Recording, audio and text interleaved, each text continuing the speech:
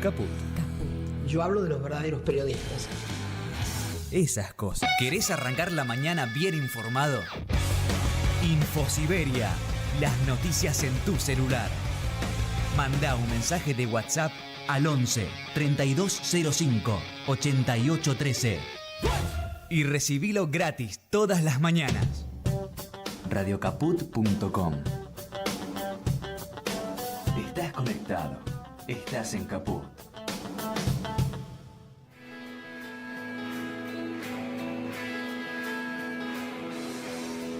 Bandera en tu corazón,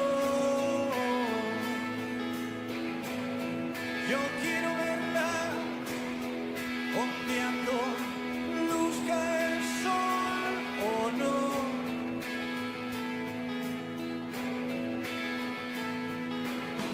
Banderas rojas, banderas negras, de lienzo blanco en tu corazón.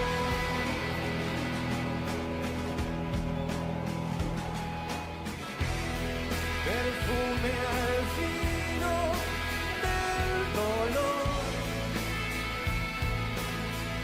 así invisible, licor veneno del amor.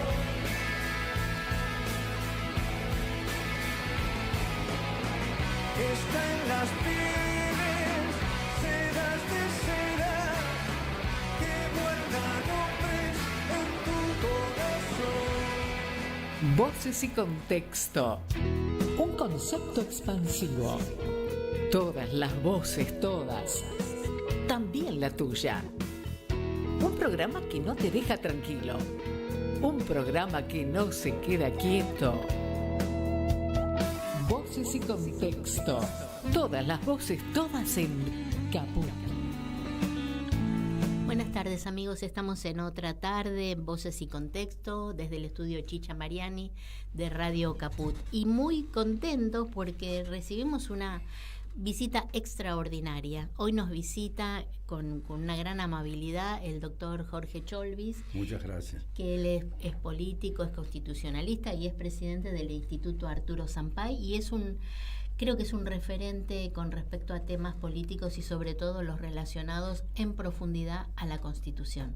¿Cómo está, doctor Cholvis? Muy bien, aquí estamos en este momento tan particular que está nuestro país, así que... Sí, a un año de este cambio de gobierno que no ha dejado ladrillo sin mover y pared sin destruir, realmente preocupados y realmente con la gran necesidad de seguir pensando y debatiendo políticamente para ver cuál es el camino correcto, porque la transformación, el grado de destrucción y de peligro, de disolución social, de disolución nacional es muy grave y acecha hora a hora. Entonces yo tengo mucho interés en conversar con usted acerca de cuál es su visión particular de este momento y de esta circunstancia. Es un momento muy grave para nuestro país y su pueblo. Solamente caminar por las calles de la ciudad y aún de los distintos barrios del conurbano y otros lugares del país, uno ve las circunstancias en que está viviendo el pueblo argentino. Es más, al pasar al lado de un indigente, quizás se hace difícil seguir de largo. Sí. Entonces, ahí esto me trae a la mente la llamada cuestión del buen samaritano. No pasar de largo. No ser indiferente. No se puede dejar al indigente sin darle una mano. Sí. Y en general, como no podemos resolverlo esto en forma individual, debemos potenciar una alternativa política que confronte con esta situación en que se ha dejado nuestro país. La historia es maestra y, por cierto, el análisis histórico nos va denotando etapas de avances y de retrocesos Y podemos también incidir ahí en el porqué de los avances. Sí, y los imprescindible, procesos. imprescindible, Claro, ¿no? claro. Para llegar a superar. Claro, entonces hoy vemos que en el mundo, con el capitalismo financiero globalizado, con esa concentración de los grupos económicos, que no solo se reflejan en esos grandes fondos buitre, los BlackRock, Vanguard, no. En realidad ellos también tienen otras ramificaciones Sí. en la concentración de los medios de comunicación. Terrible, sí. Esa actitud que nos lleva a que el mundo, y en especial la Argentina, esté en el marco de una guerra del conocimiento. Debemos profundizar el debate y las razones de por qué estamos en esta situación y además cuál es el camino para ingresar en otra instancia. Para Mejor, usted, ¿cuál es la superador. guerra del conocimiento? Porque se habla de batalla cultural. ¿Más o menos se refiere a lo mismo? Claro. ¿O usted le da otra? La guerra del conocimiento es la utilización por los conglomerados mediáticos, digitales, que no son solamente oriundos, vienen desde el centro del poder mundial y a través de esas líneas que van desarrollando, van formateando en base a concepciones que reflejan esos intereses de los grupos concentrados de poder y llevan a la extranjerización de nuestros recursos y a la pérdida de nuestras riquezas naturales. La República Argentina está drenando riquezas en forma permanente, desde el ámbito del conocido endeudamiento exterior, Sí. como asimismo entre la fuga de capitales a los centros estos, en donde no se investigan sus orígenes y demás, Sí. sino que estamos siendo sufriendo esa circunstancia. Claro. Y por ello, quitándole derechos a los pueblos. Sí, lo que vemos también, creo que usted lo compartirá conmigo, la gran preocupación por la pérdida de la soberanía, ya no como una idea de soberanía como con una impronta escolar, como hemos aprendido, sino la soberanía día a día, la soberanía alimentaria, cultural, comunicativa, nuestros recursos naturales, nuestras fronteras. Pensamos, por ejemplo, en la base de la OTAN en el Atlántico Sur, ¿no?, que es escalofriante. O sea que la opinión pública o el sentido común, una cosa tan fea, también ha sido colonizado por estas ideas, por estos planes. Por exteriores. cierto, el tema de la soberanía en sus distintas facetas es determinante. No solo la soberanía política, la soberanía que es cultural, la soberanía que hace al desarrollo industrial, Al agropecuario. al por ejemplo. agropecuario. Claro. Todas esas facetas de la soberanía es indispensable tenerlas presentes. Y es más, el tema para lograr esa efectiva soberanía, en realidad son indispensables las políticas económicas. En nuestra historia nacional se incorporó, como se conoce, al más alto rango normativo el principio de la soberanía política en la Constitución Nacional de 1949.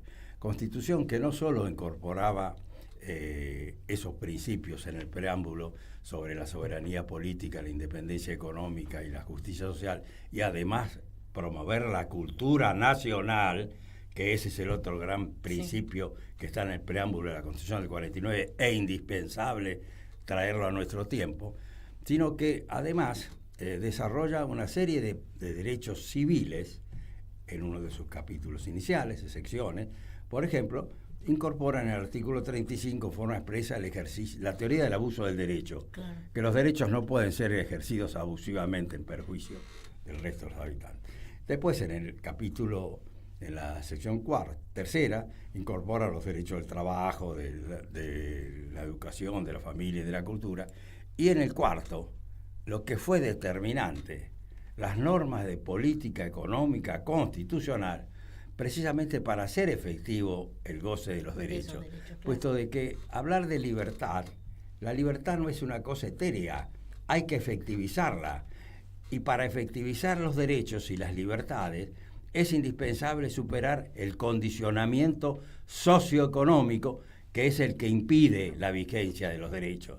No tenés plata, no tenés salud. No tenés plata, no tenés vivienda. No tenés plata, no tenés educación. Por ello, las políticas económicas en el marco de una constitución son las que efectivizan el goce de los derechos. Y así se establecía en el año 49, en los artículos 38, 39 y 40, en donde se desarrollan todas esas políticas económicas. Es más, ese es el gran quiebre que tuvo después del golpe de Estado, claro, puesto que el golpe de Estado del 55 fue efectivamente para vedar la aplicación de esa Constitución. Constitución que no solo estaba haciendo efectivo el gozo de los derechos, en ese momento no había deuda externa, claro, la Argentina no estaba endeudada, la Argentina tenía pleno desarrollo económico, industrial, atómico, los derechos se gozaban y demás, sino que a su vez la Argentina estaba efectivizando el tema de la planificación. Claro. Para hacer estratégica. Claro, es una cuestión estratégica en lo que hace a los desarrollos políticos, claro, y económicos. Porque a veces nosotros vemos con preocupación que, por ejemplo, en las campañas electorales no se ven puntos programáticos.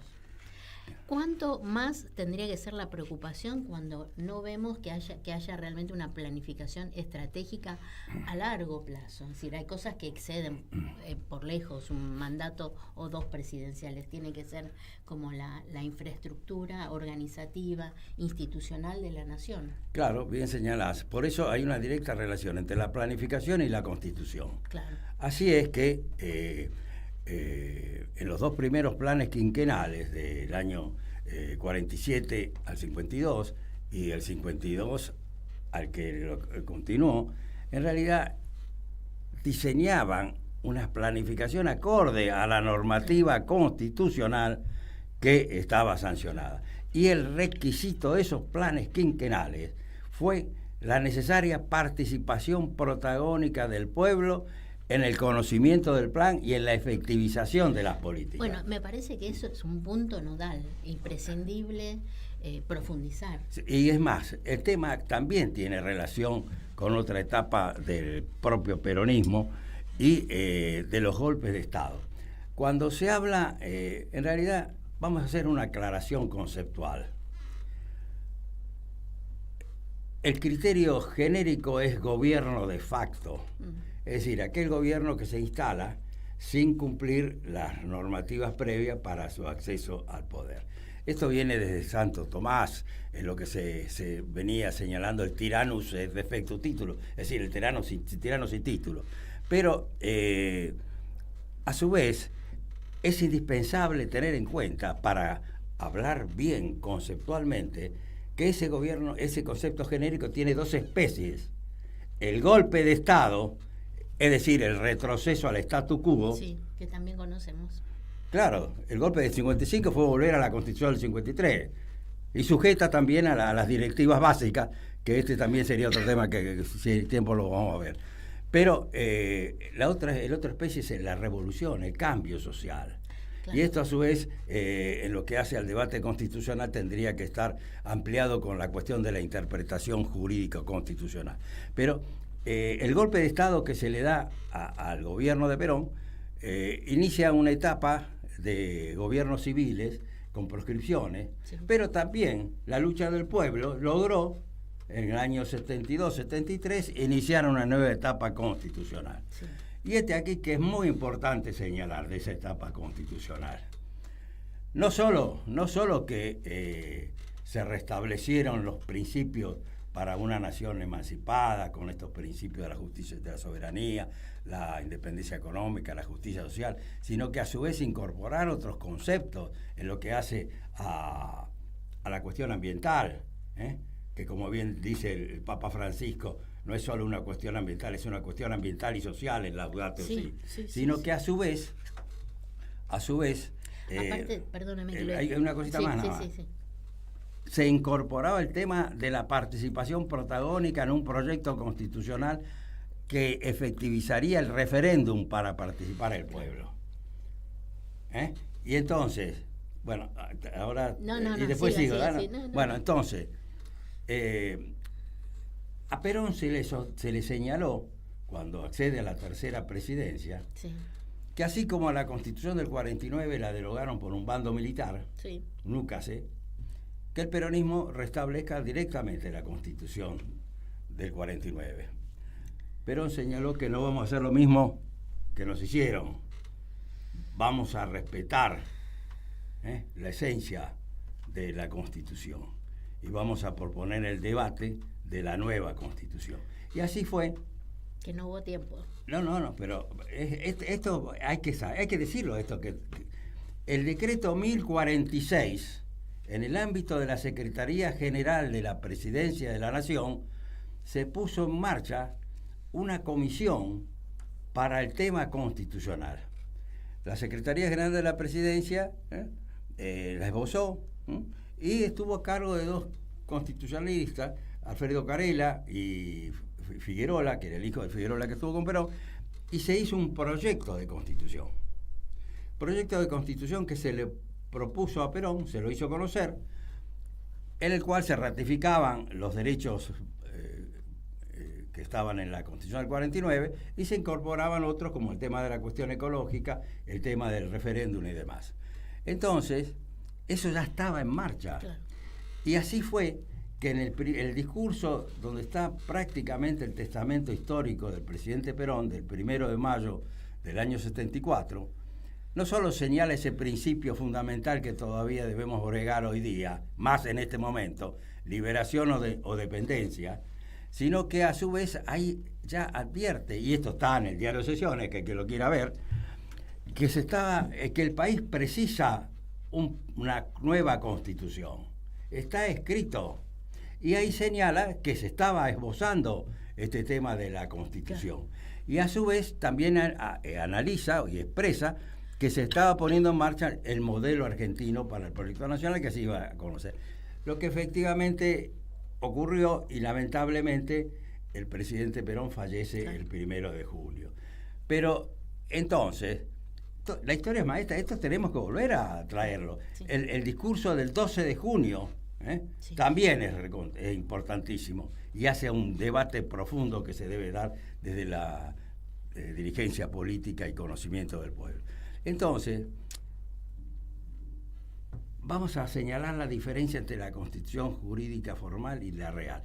Pero el gobierno también constitucional, el 19 de febrero de 1976, dicta el decreto 620, que ante las circunstancias que estaba teniendo la Argentina, conocida por todos, Sí, una época declara crítica. prioritaria la convocatoria a una asamblea constituyente antes de las elecciones que iba a haber en noviembre para dirimir esta cuestión. O sea que, pero claro, el golpe de Estado ya estaba en marcha. Sí, y apurado por todo esto. Claro, el golpe de Estado ya estaban corriendo los días, los 90 días Claro. que se le había dado al gobierno nacional. Entonces, todo esto lo debemos traer, pero además, como estábamos hablando de planificación y constitución, también estaba el tema de la planificación. Y hay que leer y hay que traer hoy día, para que muchos conozcan, el plan trienal de liberación, que fue un plan expreso para solucionar toda esta situación que padecía nuestro país en ese tiempo y ponerlo en marcha. Por ello, el tema de la planificación de la Constitución y de las luchas sociales es un tema de nuestro tiempo. No lo podemos marginar. Claro. Sí, lo que pasa, bueno, es que muchos dirán, bueno, pero no se puede en este momento por esta coyuntura, etcétera, etcétera. Yo no soy constitucionalista, soy nada más que una persona, una ciudadana que le interesan estos temas. Para nosotros quizás, doctor, es imprescindible este debate. No sé si para toda la clase política, pero me parece que es importante empezar por hablar, pero hablar en profundidad y en círculos, en distintos ámbitos, porque también hay una clase política dirigente joven que no ha tenido acceso a estos conocimientos. Claro, cierran la puerta para el Claro, conocimiento y el sí. discernimiento. Y también, perdóneme que lo interrumpa, también puede aducirse que, bueno, hoy en día las preocupaciones son otras, que la inteligencia artificial, que el fin de la globalización, etcétera, etcétera, etcétera, las redes sociales, todas esas para mí, modestamente, son excusas, porque realmente teniendo una planificación estratégica que puede incluir todos estos temas, digamos, nuevos. Vemos la revolución, digamos, no la revolución, los cambios que hay en la forma de contratación laboral, que también se desprenden del cambio científico-tecnológico. Bueno, pero todo eso puede estar realmente contenido en un debate profundo, en asambleas populares, que empiece la discusión de abajo hacia arriba, ¿no? Por eso la respuesta concreta es siempre es tiempo. Y lo voy a graficar. A ver. Correctamente, ¿por qué siempre es tiempo en el tema del desarrollo político y constitucional? Cuando a fines del siglo XVIII la burguesía estaba en su etapa de lucha contra los señores de la monarquía y los señores feudales, ahí comienza a esbozarse este tema de la Constitución que con la brevedad del caso voy a señalar que se efectiviza en el proceso constitucional de los Estados Unidos de 1787. La primera constitución escrita. Esa primera constitución escrita comienza en su preámbulo con estas 3 palabras. We the people, es decir, nos el pueblo, es el que dicta esa constitución. Entonces, por ello esto me trae a mí hacer una aclaración entre la diferencia entre carta y constitución. Claro.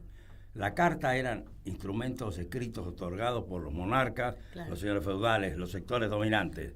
Las constituciones son proyectos políticos que reflejan la participación protagónica de los pueblos. Bueno, ¿no? Y ahí, en ese periodo, se pone en marcha en los Estados Unidos la primera genealogía constitucional. Ahora vamos a ver qué son las genealogías y las generaciones constitucionales para dar respuesta a esto y señalar el por qué siempre es tiempo. ¿Qué ocurrió?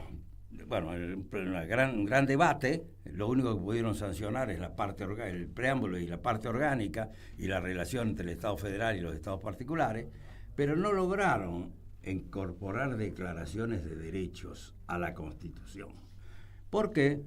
Porque en el marco de ese debate se decía, bueno, no hay que incorporarlo porque si por ahí no se incorpora alguno se interpreta que no es derecho. Claro. Bueno, pleno debate, 1787. ¿Qué ocurre en ese tiempo en el mundo? Y después viene el 1789. Claro, ahí son cuando entran las 9 enmiendas que se le incorpora. Pero en Europa, ¿qué ocurría? En Europa estaba desarrollando la plena Revolución Francesa. Y la Declaración de los Derechos del Hombre. ¿Y quién lleva las declaraciones de derechos que no habían sido aprobadas por el Congreso de los Estados Unidos, pero sí aprobadas por los estados? Claro. La más conocida es la del estado de Virginia. El que la lleva es Benjamin Franklin. Claro. Eran declaraciones de derechos que habían sido editadas por el Congreso de la Confederación. Entonces, ¿cómo las circunstancias personales facilitan o retrasan? Claro. El embajador de los Estados Unidos en París, plena Revolución Francesa, era Thomas Jefferson. Claro. Ahí entran las declaraciones de derechos a la Revolución Francesa. Entonces, ¿qué ocurrió en la Revolución Francesa? ¿Una constitución? No, una declaración de derechos, 1789. Sí. En Estados Unidos estaba la enmienda, en París la declaración de derechos. Entonces, recién 2 años después, 1791, la primera constitución escrita en Francia. Y ahí surge esta genealogía que podemos identificar. En América, la genealogía republicana, federal y representativa. En Europa, en Francia, la genealogía monárquica, unitaria, y parlamentaria.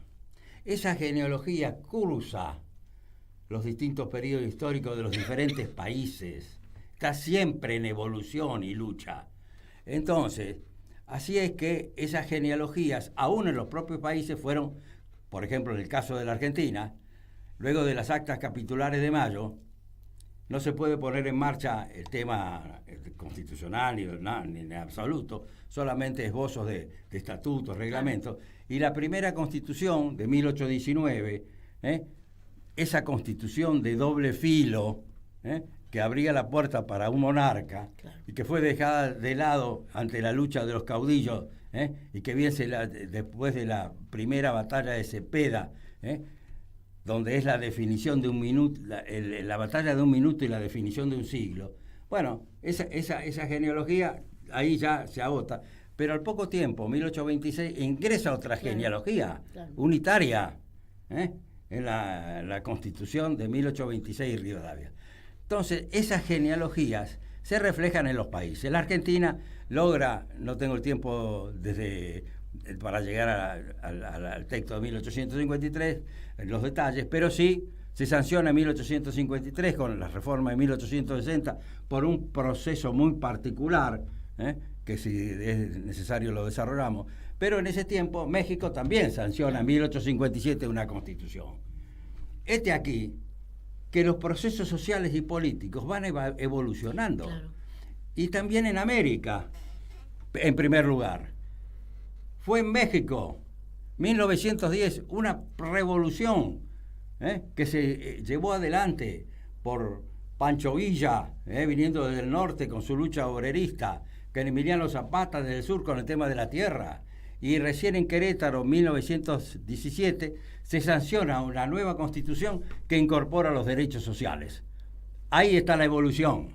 Entonces, ahí está la respuesta. Ahí está la entonces, claro, pero no quiero terminar acá.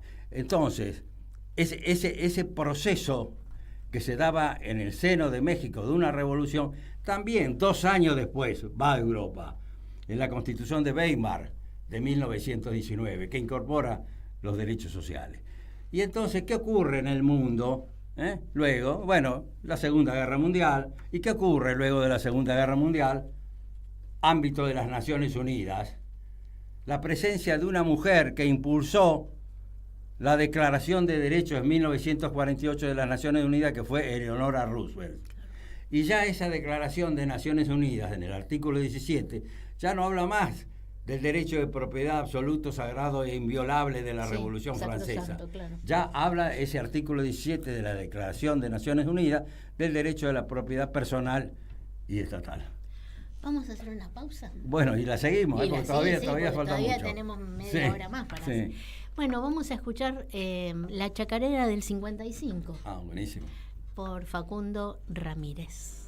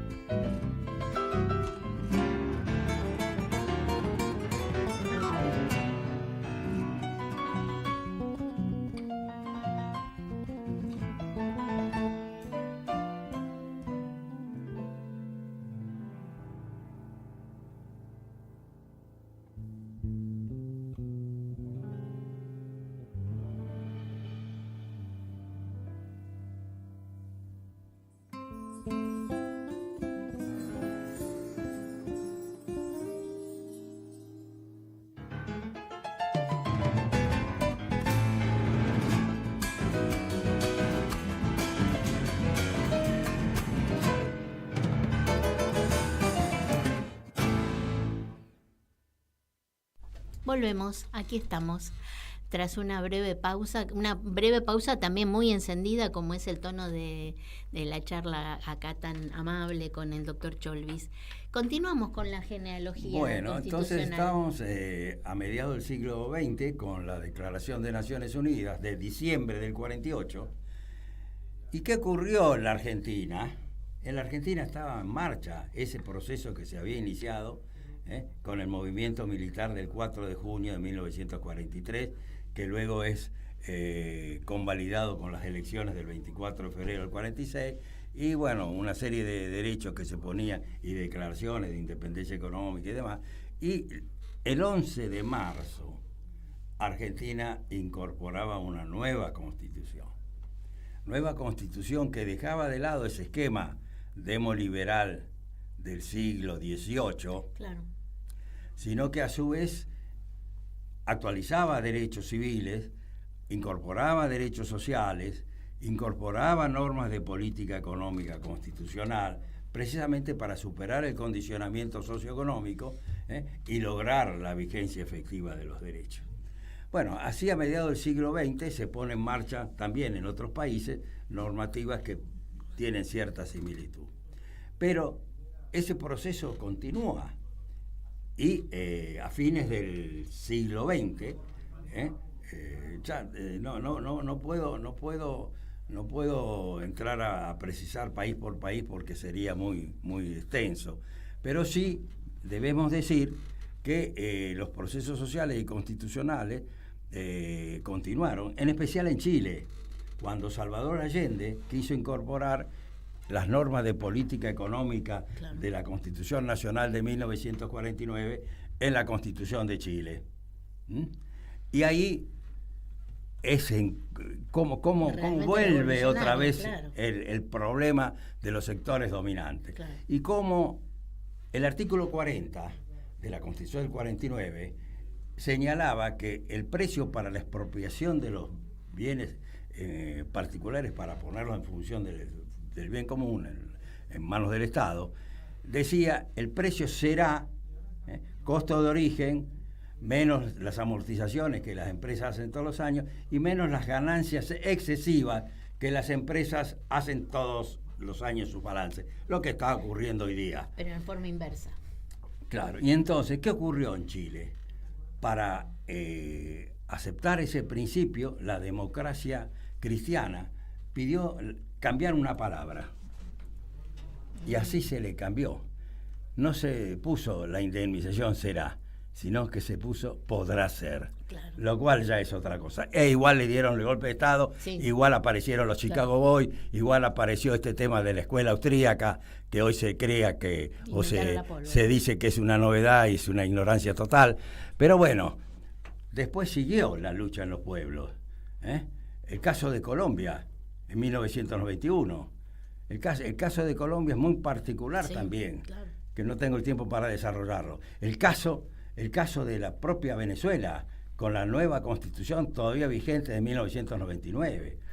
Pero antes, en este marco del capitalismo globalizado, del consenso de Washington,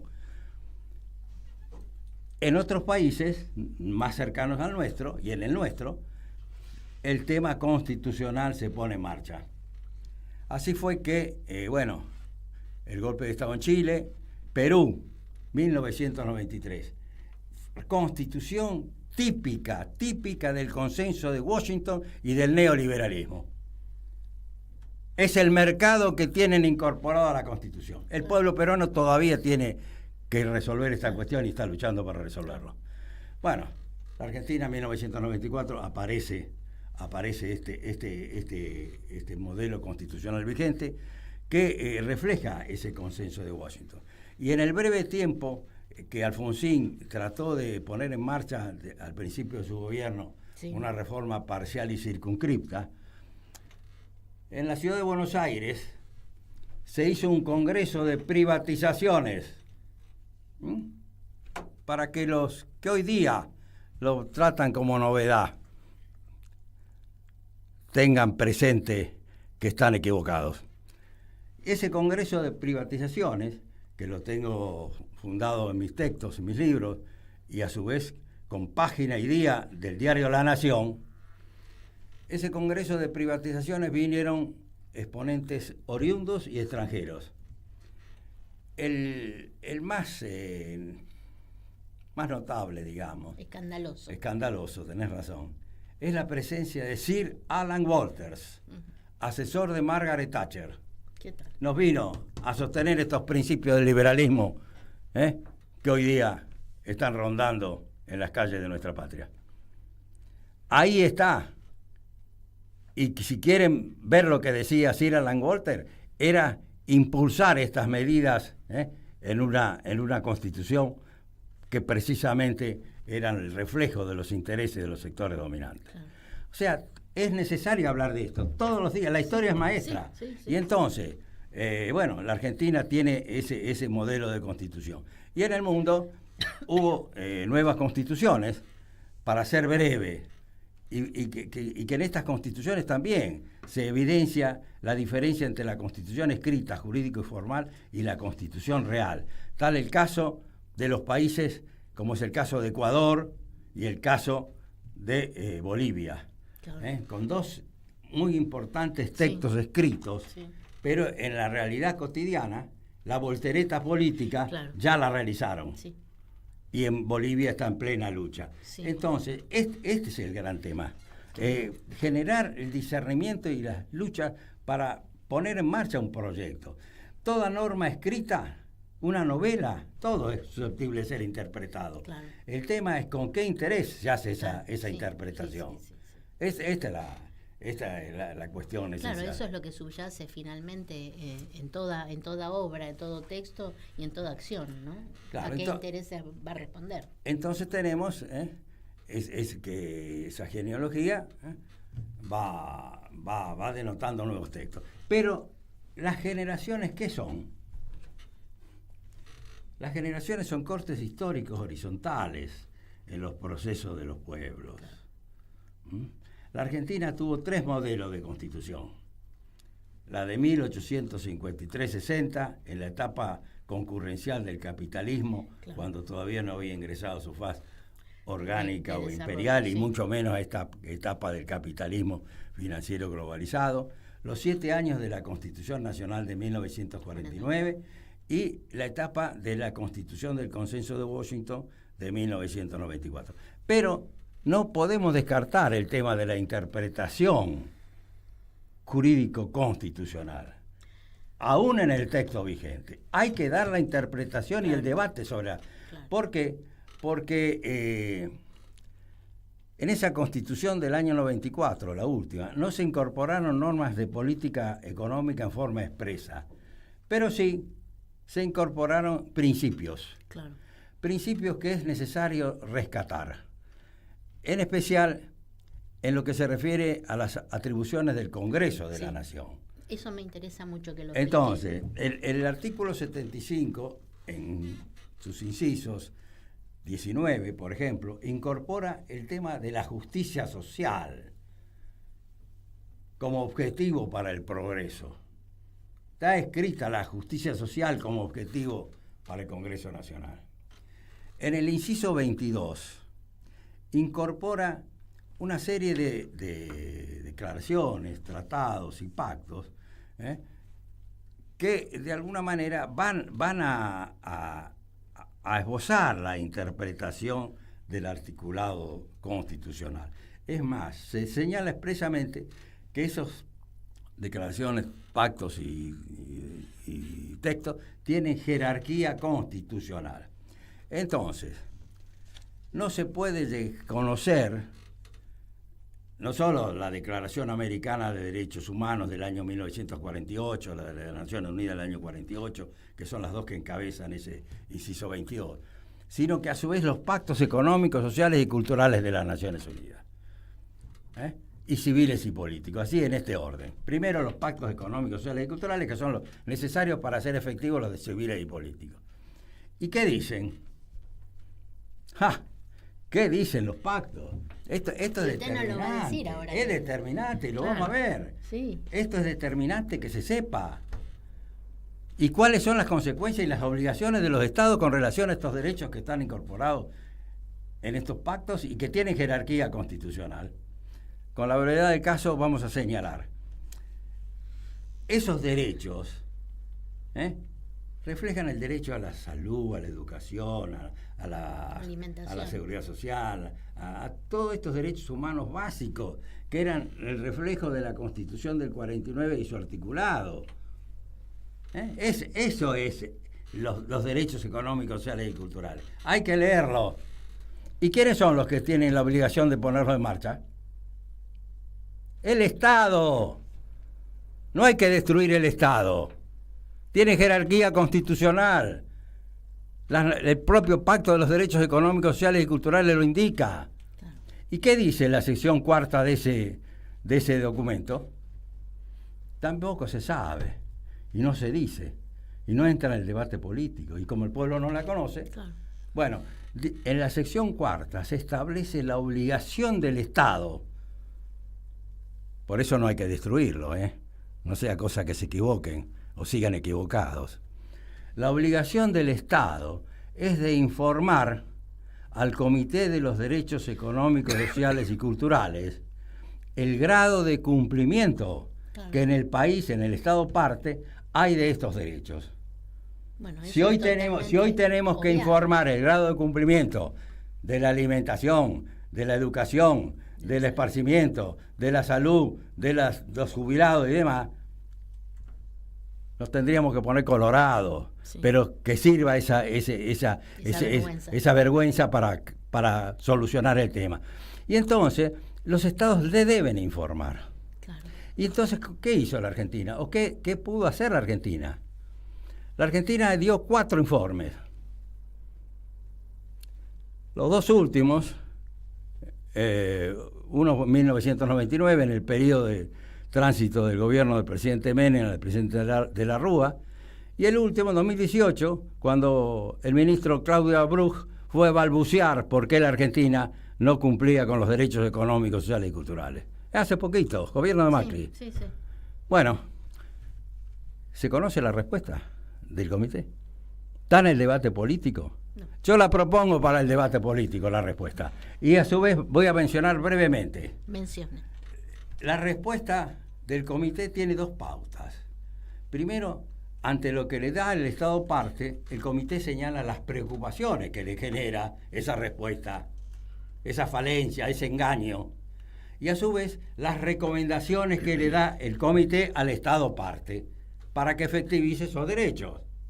Bueno, en el último, que es del año 2018, estos informes se hacen cada 5 años aproximadamente. ¿Y esos informes ante quién los pide y ante quién se elevan? Ante el Comité de los Derechos Económicos, Sociales y Culturales de las Naciones Unidas. No.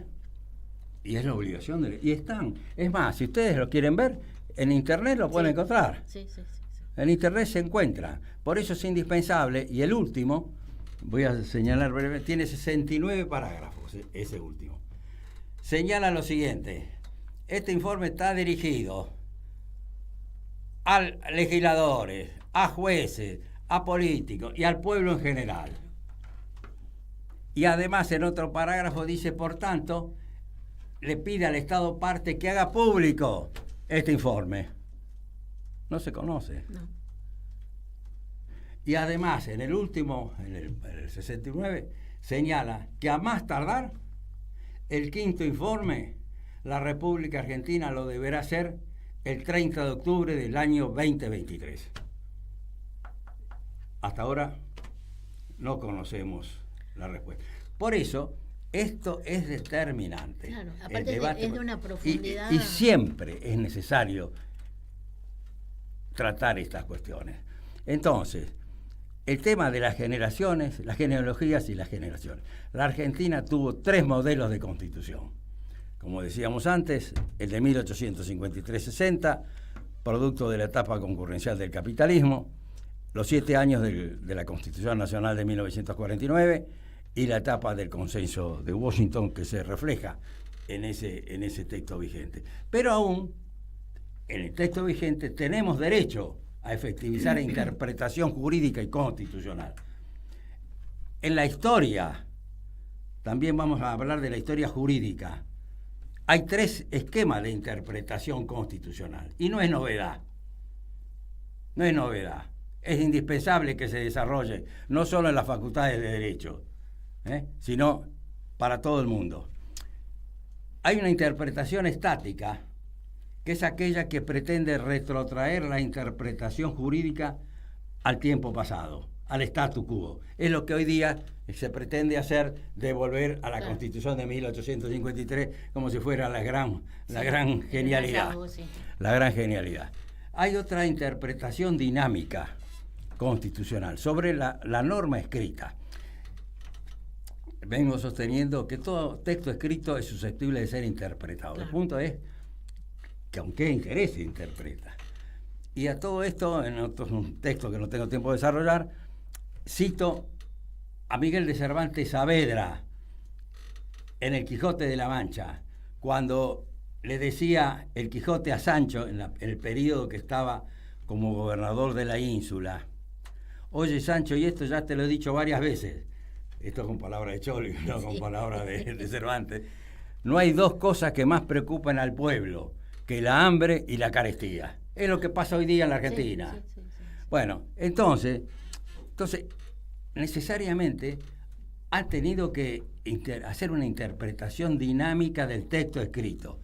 Y, por ejemplo, vamos a iniciar con la propia Corte Suprema de los Estados Unidos, que tanto les gusta a los juristas traerla como fuente de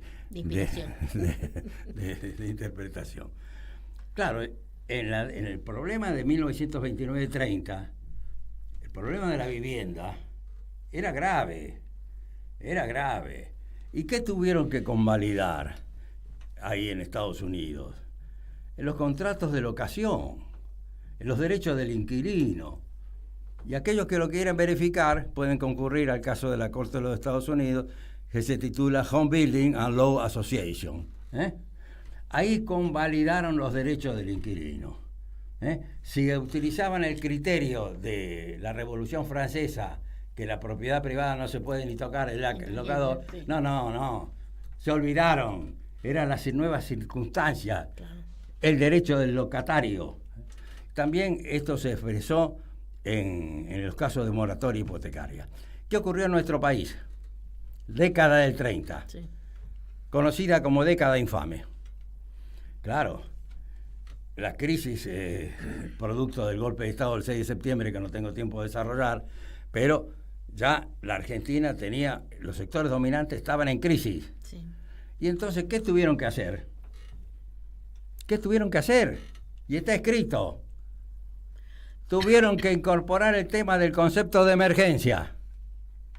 El concepto de emergencia lo aplican en el Senado de la Nación, cuando luego del golpe de Estado que le dan al presidente Irigoyen, el ministro incorpora este concepto y le responden los senadores, Bravo y demás: sí, señor ministro, todo es de emergencia, no solo los decretos a los réditos, a la moral es de emergencia. Bueno, ¿qué hizo la Corte Suprema? La Corte Suprema hizo una interpretación dinámica de la Constitución de 1853.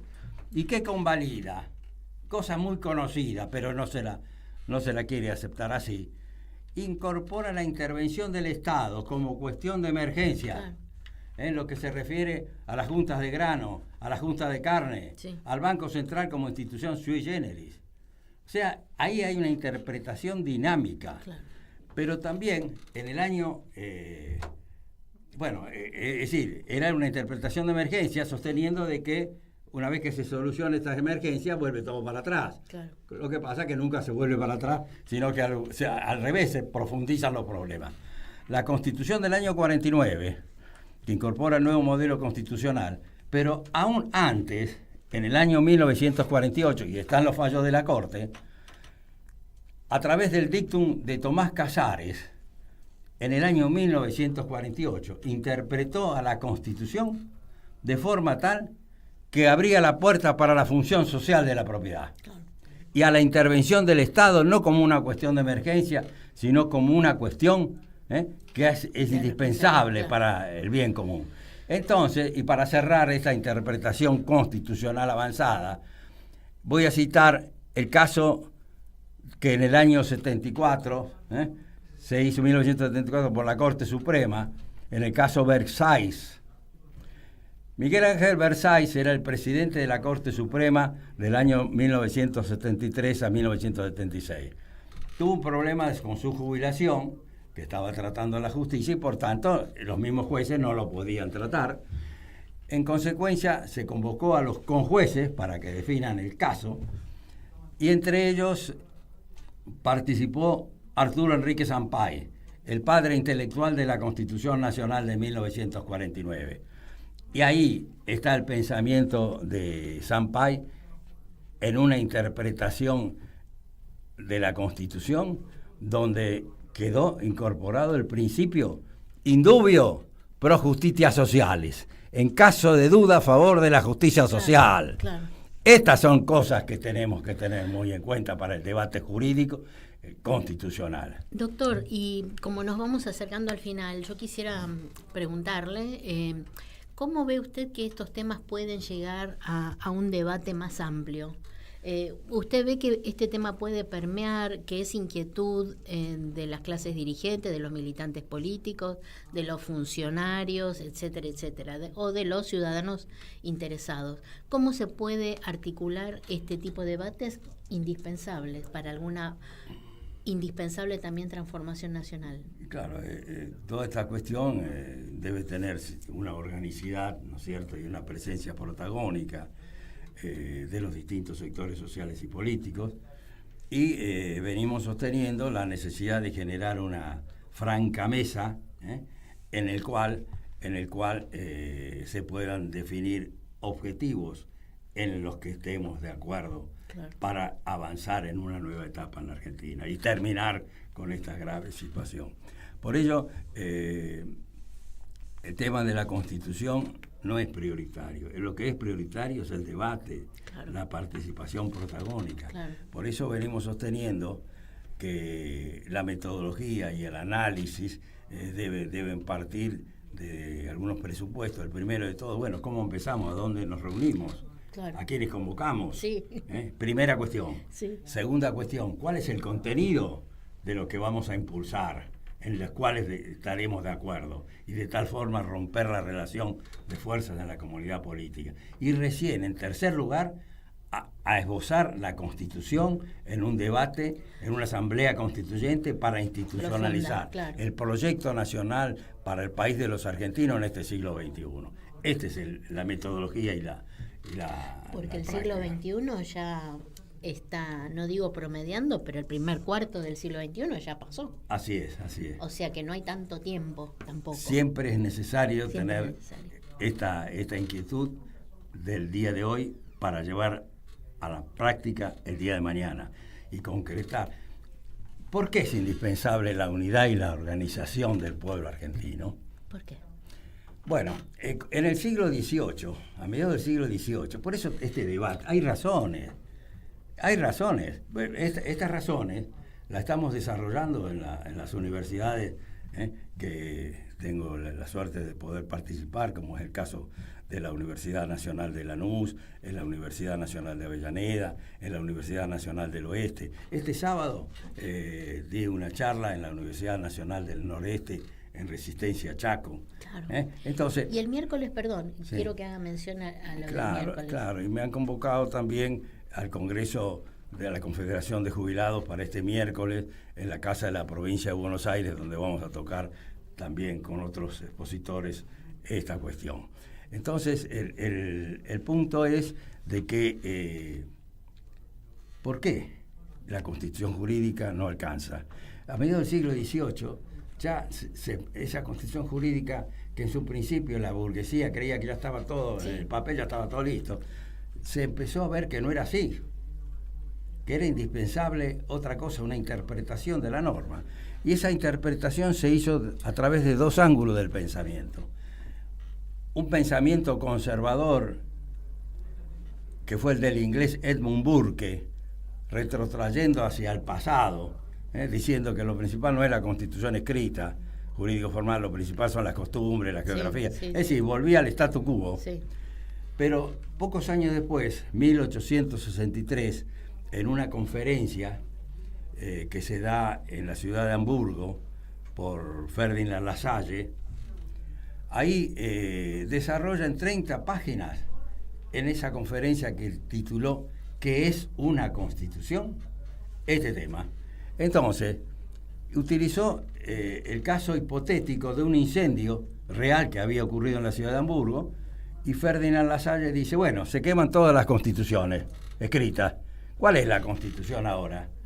Y respondía, bueno, va a venir el monarca y va a decir, no, la constitución es esto, y así sucesivamente, los señores feudales, los banqueros, etcétera, etcétera. Y la pregunta final que hacía Ferdinand Lassalle, ¿y el pueblo qué puede decir sobre la constitución? Y respondía, el pueblo, en tanto y en cuanto no esté unido y organizado, no podrá decir nada. Por eso la lucha y el debate, unidos y organizados hacia una nueva constitución emancipadora en la Argentina, para terminar con esta nefasta etapa de padecimiento del pueblo argentino. Perfecto. Bueno. Muchas gracias. Llegamos al final de este programa que va a merecer volver a escucharse. Muchas gracias. Y difundirse. Gracias. Muchísimas gracias por su tiempo, y no solamente por su tiempo de hoy, por toda su trayectoria de una lucha tan lúcida. Y volveremos a conversar. Muchas gracias. Gracias, Martín. Gracias, doctor Cholvis. Gracias. Y hasta la semana que viene. Voces y contexto. Todas las voces, todas. Un programa incorrectamente político. Llega a su fin por hoy. Hasta la semana próxima. En Caput Quiero contarles un poco que pasa en Radio Caput. pasan cosas. Y cuando uno entra, todos te esperan con una sonrisa. La pecera se llena de gente. Esa radio te sonríe. Es una radio que enseña, porque para mí la radio tiene que ver con eso, con lo que se transmite. Todo es sonrisa, todo es amor.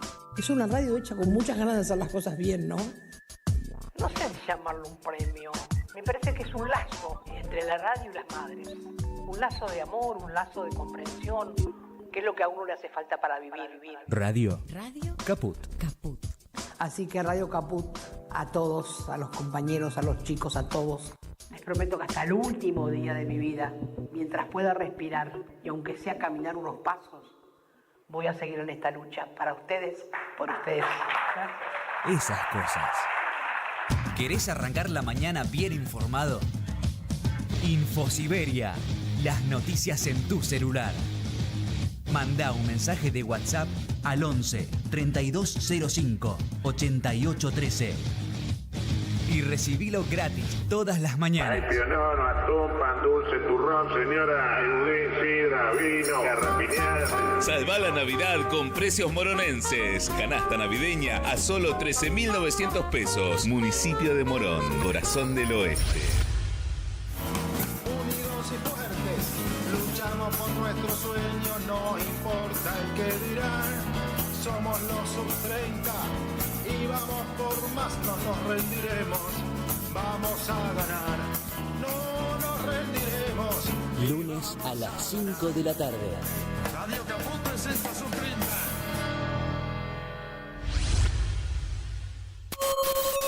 ¿Cómo puedo hacer para escuchar Radio Caput en el celular? Primero lo importante. Prenda el teléfono.